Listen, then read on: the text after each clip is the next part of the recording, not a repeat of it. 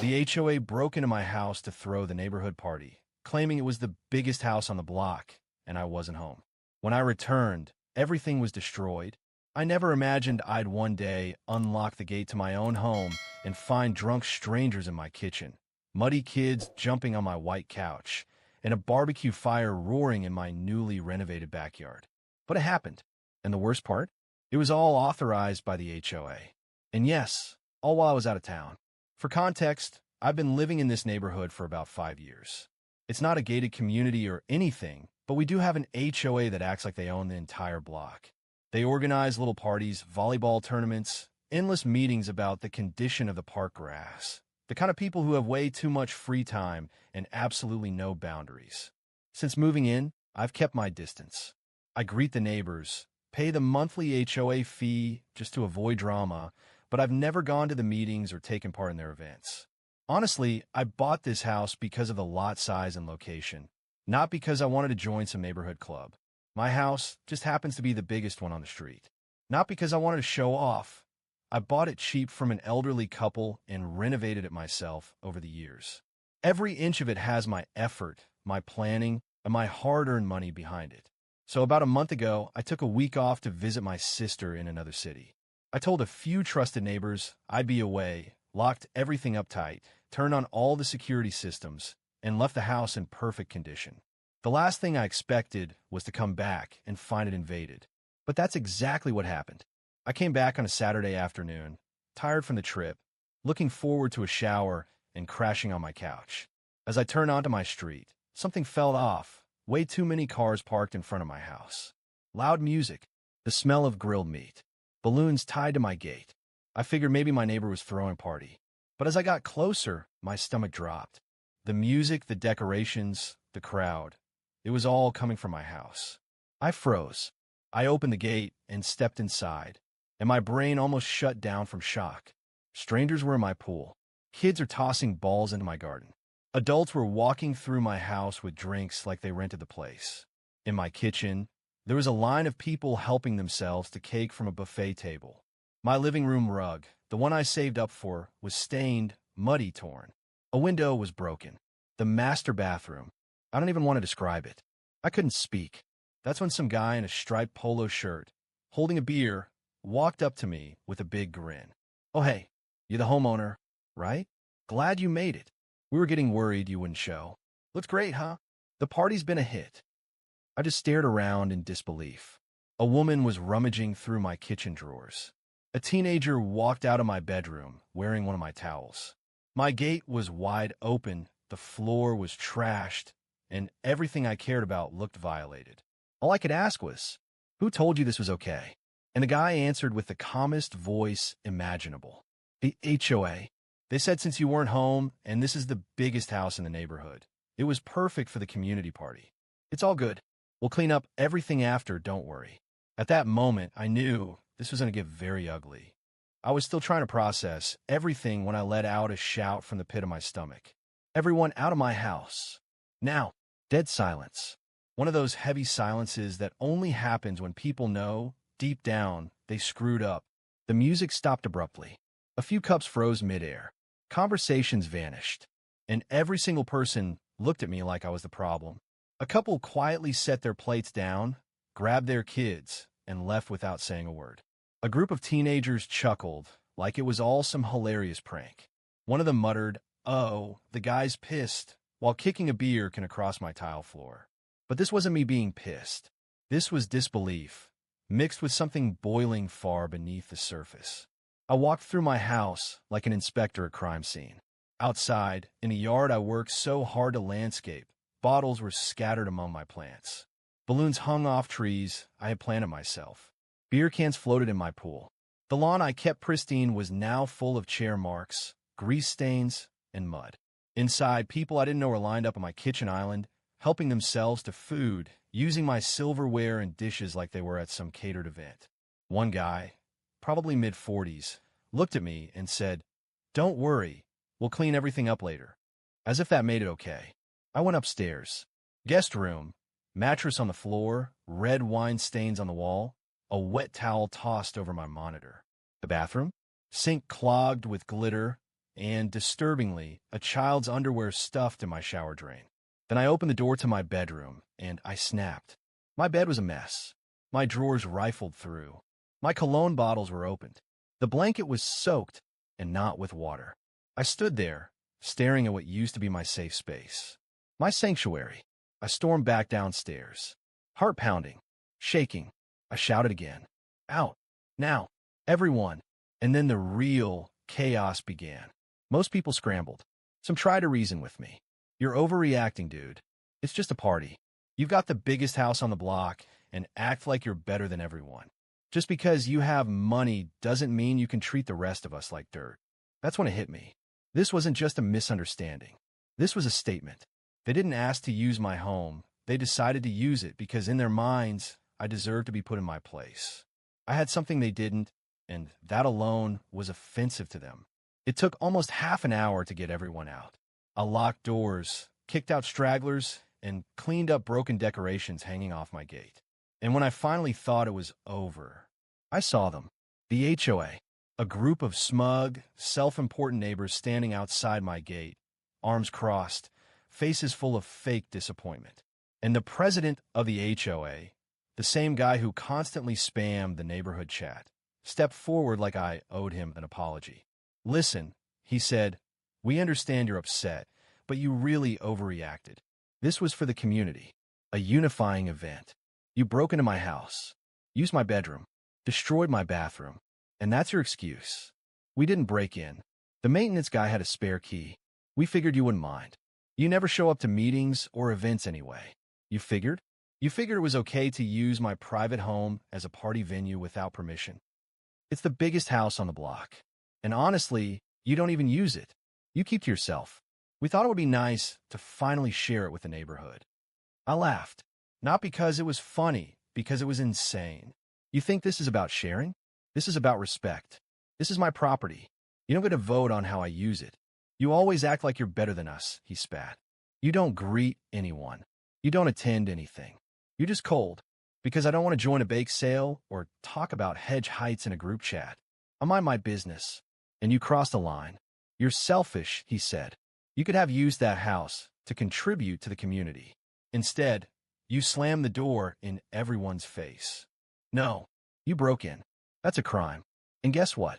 You and your little HOA are about to find out what the consequences of that are.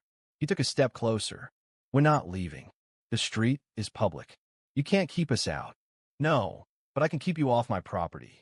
Cross that gate again, and the police get involved. I turned and slammed the door in his face. That night, I stayed up documenting every single detail. I took photos of the damage, screenshots of the HOA group messages where they announced the party at my address, pulled video footage from the security cameras, sent it all to my attorney. They thought I was the quiet guy with the fancy house who wouldn't fight back. They were dead wrong. Filing the lawsuit was the easy part.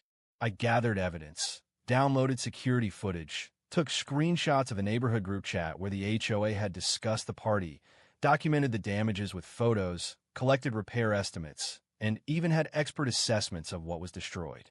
My attorney put everything together with surgical precision. Within days, the key members of the HOA had been formally served. But nothing prepared me for what came next. While the legal system moved, slowly, as always, my life turned into a nightmare. At first, it was subtle. When I walked down the street, I could feel the stares. Conversations would stop mid-sentence when I approached. Parents pulled their kids aside as if I were some kind of criminal. One neighbor I used to casually chat with just turned his head and pretended not to see me. Then it got more direct. One afternoon, I came home from the grocery store to find a note folded and stuffed into my gate. Plain paper. No signature. Big, angry letters read, "If you have the biggest house, you have the biggest responsibility. You should have let the community use it. Selfish." And from there, things escalated. My packages started being accidentally delivered to the wrong homes. One morning, I found a tarp covering my new car slashed. Another night, someone threw eggs at my front door. When I asked the neighborhood watch team about security footage, they told me the cameras just happened to be down that week. But the worst part wasn't the vandalism. It was the smear campaign. The HOA, which no longer dared contact me directly, began to rewrite the story to suit their narrative. Word spread around the neighborhood that I was suing the entire community over a harmless little birthday party for a sick child. Within a week, I'd been labeled the neighborhood Scrooge, the cold, bitter guy with too much money and no heart. One neighbor, who used to ask to borrow my driveway for shortcut access to the school, yelled across the street, "You think you live in a castle?" At an informal gathering in a local park, I overheard one of the older residents saying loudly, "Anyone who lives in a place like that, all alone, clearly doesn't know how to live with people." Even the teens got involved. They began skateboarding loudly right in front of my house, banging their boards against the gate, shouting nicknames like the King of the Tower or the Silent Dictator. But the line that kept coming up over and over again, from neighbors, strangers, even people I'd never spoken to, was, "He wasn't even home." As if being away for a few days invalidated my rights. As if owning a larger home automatically made it public property. As if not offering up my space on demand made me the enemy. One afternoon, at the local bakery, two women started whispering the moment they saw me. One of them raised her voice, clearly on purpose, and said, "People like him have everything and don't want to share any of it. If I had a house like that, I'd never act like that." And that's when I understood. They weren't upset because I had done something wrong. They were upset because I said no, because I set boundaries, because I refused to be used. I started staying inside more. I parked inside the garage, closed the curtains upstairs, wore headphones to drown out the noise from the street. I felt like a stranger in my own home. Meanwhile, the lawsuit dragged on. Paperwork, delays, preliminary hearings, more documents. My lawyer kept assuring me we had a solid case, that the outcome was just a matter of time. But time was the thing I no longer had the patience for. There were days I seriously considered selling the house and starting over somewhere else. Somewhere quiet. Somewhere I wouldn't have to defend myself for existing. But then I'd walk through the living room and see the ruined carpet, the stained walls, the cracked bathroom mirror, the photo of my bedroom, once pristine, now vandalized. And I remember the moment I opened that gate and found a crowd of strangers treating my home like a party hall. Yes, it was worth it. They wanted to shame me for standing up for what was mine. They wanted me to give up out of exhaustion. But I had already decided I was going all the way. Because some people only learn when they're forced to face the consequences. And I was done being silent. I woke up that morning with my heart pounding.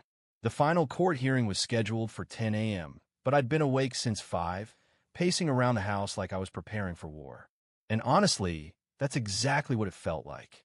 I wasn't just fighting for some damaged furniture or a cracked mirror. I was fighting for my dignity, for the right to have my own home respected. I sat quietly in the courtroom beside my attorney. Across the room were the representatives of the HOA, sitting stiff in their formal clothes, trying to look composed. I recognized nearly all of them. The HOA president, the woman who had yelled at me in the street, the man who once said my house was wasted on someone like me. They sat there murmuring to each other, barely able to hide their nervousness. Then the judge walked in. The case was reviewed. My attorney laid out everything. The evidence, the videos, the messages, the damage reports. It took less than 20 minutes for the ruling to come down. Guilty. Every last one of them.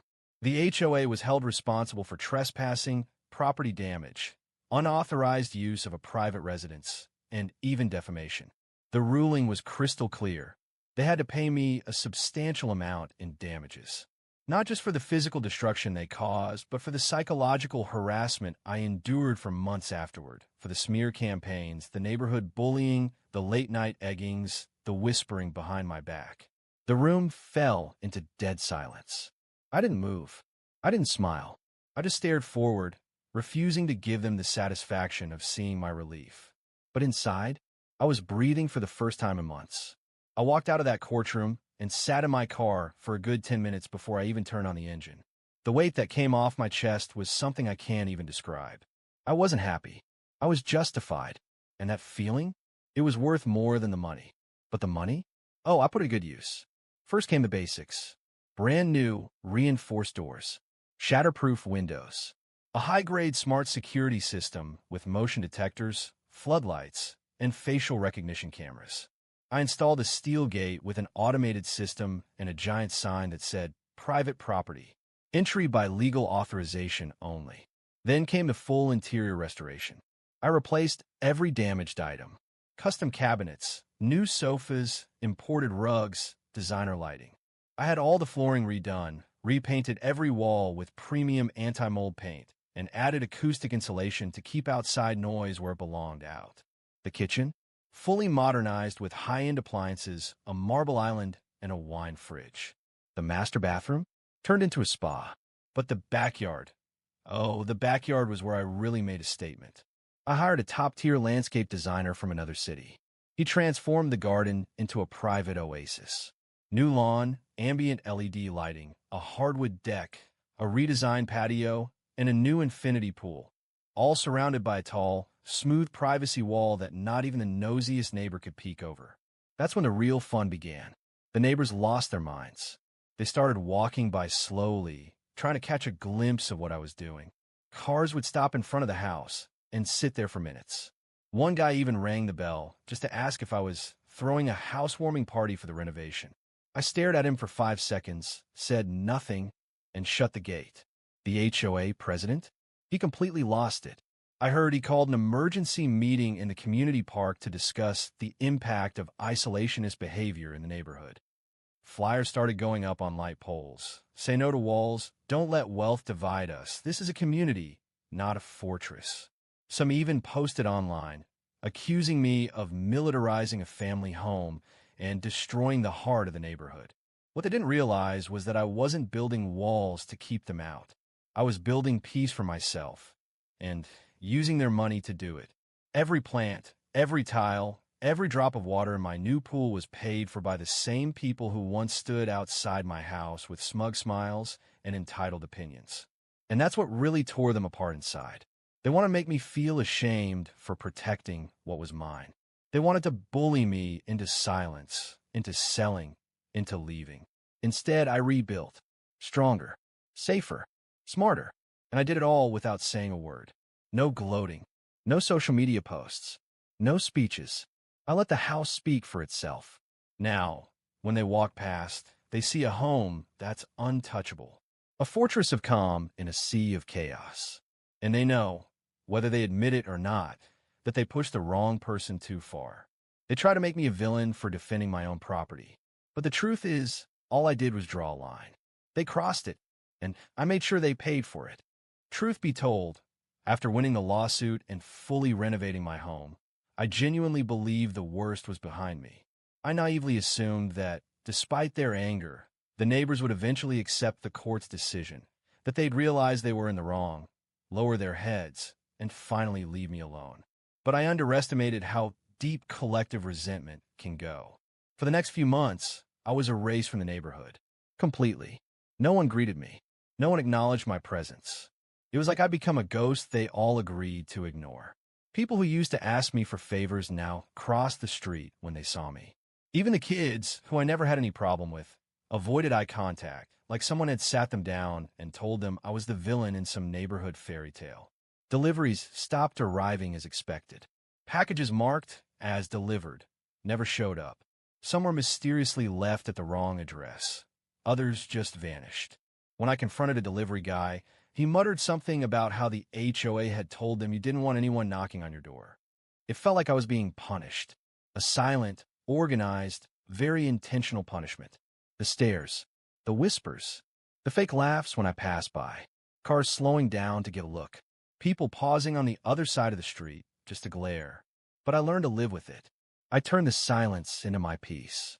I embraced the isolation.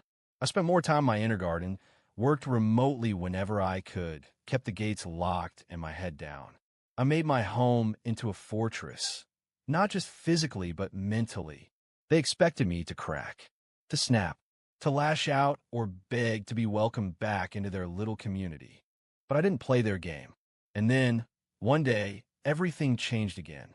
I had just wrapped up a long day at work when I got a notification on my phone, motion detected on the sidewall. I opened the security app, not thinking much of it, probably a cat, a bird, the wind. But no, it was a person, someone in a hoodie holding a spray can tagging my outer wall in broad daylight like they were invisible. In big, rushed, angry letters they wrote, "The neighborhood doesn't want you here." My blood went cold. Then it boiled. I zoomed in, paused the frame. Even with the hood and partial mask, I knew that face. I knew him. He was part of the now-defunct HOA, one of those loudmouths who used to ramble about community values and unity. I didn't hesitate. I called the police immediately. I gave them the address, sent them the live footage, and waited. All the while, I kept watching through the camera. He was still there, taking his sweet time, adding a little signature as if he was proud of what he'd done. 40 minutes later, flashing red and blue lights reflected off my wall. The police arrived. They caught him red-handed, spray can still in hand. I won't lie, it was satisfying. More than satisfying. It was justice. I filed a police report for vandalism and property damage. But I didn't stop there. I gathered everything I had, the old lawsuit, the camera footage, screenshots from online neighborhood groups, printed messages and voice notes from people plotting ways to make me uncomfortable. I filed a formal complaint with the local authorities, naming the former HOA and its members for harassment, targeted intimidation, and organized misconduct.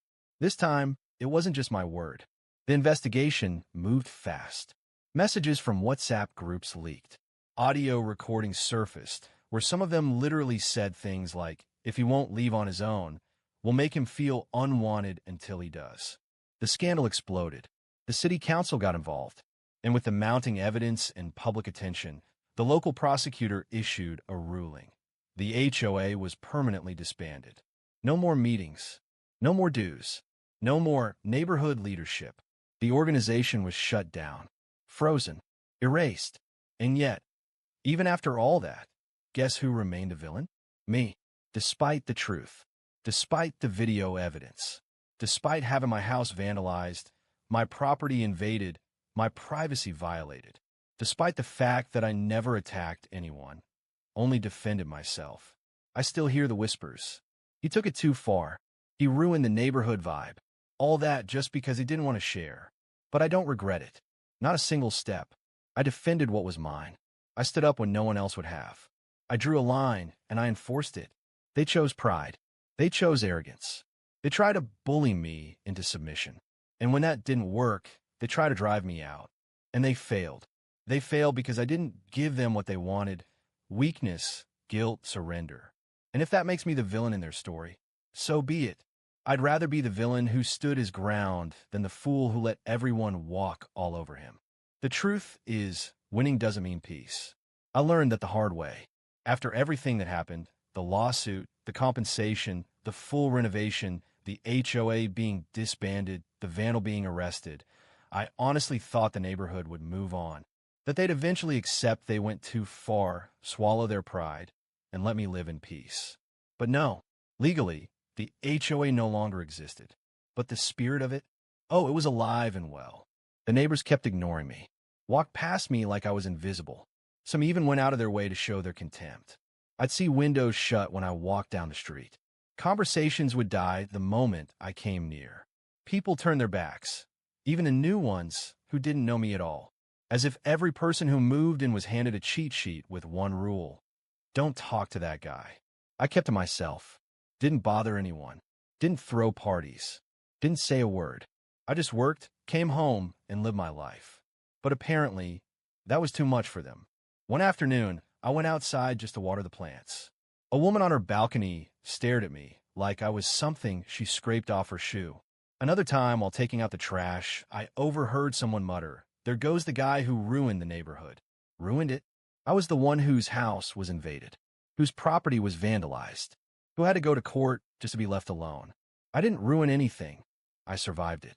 But to them, I was the villain, the cold-hearted loner who killed the spirit of the community. The pressure never stopped. The quiet hatred, the passive aggression. It was like a fog that never lifted. And slowly, what used to be my sanctuary began to feel like a prison. The walls I built to protect myself now felt like they were closing in on me.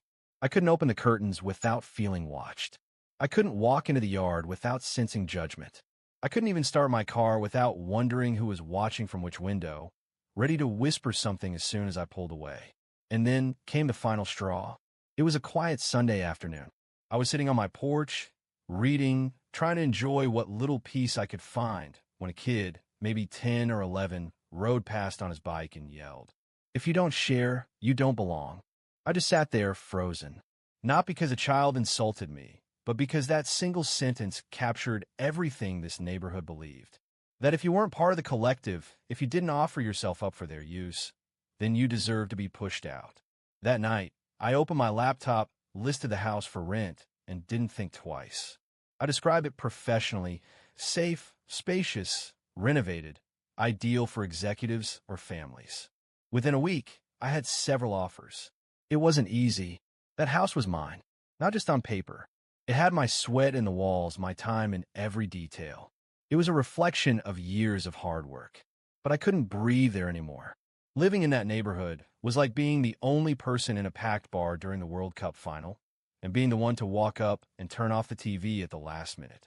They didn't care why you did it. They didn't care if the TV was overheating or if the cable was on fire. They just hated you because you interrupted their fun. They didn't care that I was right, that I fought for my own home, that I stood up against an organized effort to push me out. All they saw was that I didn't give them what they wanted. So I rented out the house, packed my things, and left. I live somewhere else now. Another city, another street, a place where no one knows my name, where people say hello without hidden meanings behind their smiles, where I can walk outside and not feel like I'm walking through a trial. Sometimes I visit the old house. The new tenant takes great care of it, pays on time, doesn't cause trouble. The neighborhood? It's quiet. Still no HOA, no events, no unity. Just a bunch of people who don't have anyone else to hate now. And maybe, somewhere deep down, some of them miss the drama, miss having someone to blame. And if I'm still the villain in their story, so be it, because I didn't destroy that community. They did, with their pride, their false sense of ownership, and their need to control everything. All I did was flip the switch and walk out before the whole place burned down.